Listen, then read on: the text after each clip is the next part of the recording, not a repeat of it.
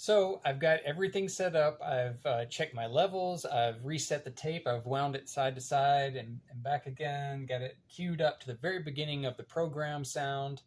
My levels are checked. I've checked my speed, which is something you have to check with because these machines would record at different speeds.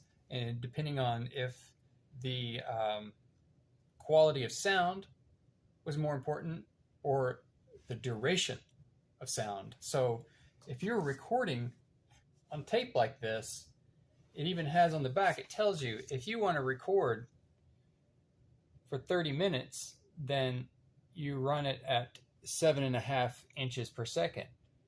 But if you want to get an hour out of it, then you run it at half that speed, 3 3/4 inches per second. And you could get so slow as 1 1/8 inch per second to get 2 hours out of it. Now the trade-off is that the quality of the sound goes down.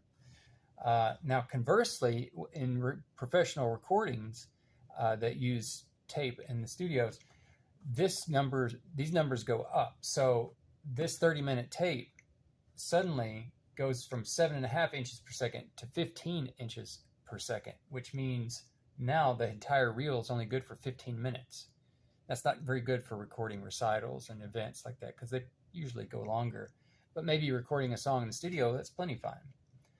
Now, 30 inches per second in the studio is not really that unheard of. In fact, they would go on up to 60 inches per second. So you think of something like this, you're only going to get like 7.5 minutes out of your reel. Not to mention the reels in the studio a lot of times were not 1/4 inch like this, but 2 inches wide. You get a lot more tracks on them. So things have gotten cheaper and easier to record. It's the sound is different, but it's definitely a lot better day to be recording as far as the budget goes. So here we go. I'm going to record. I hit record up there. Hit play back here.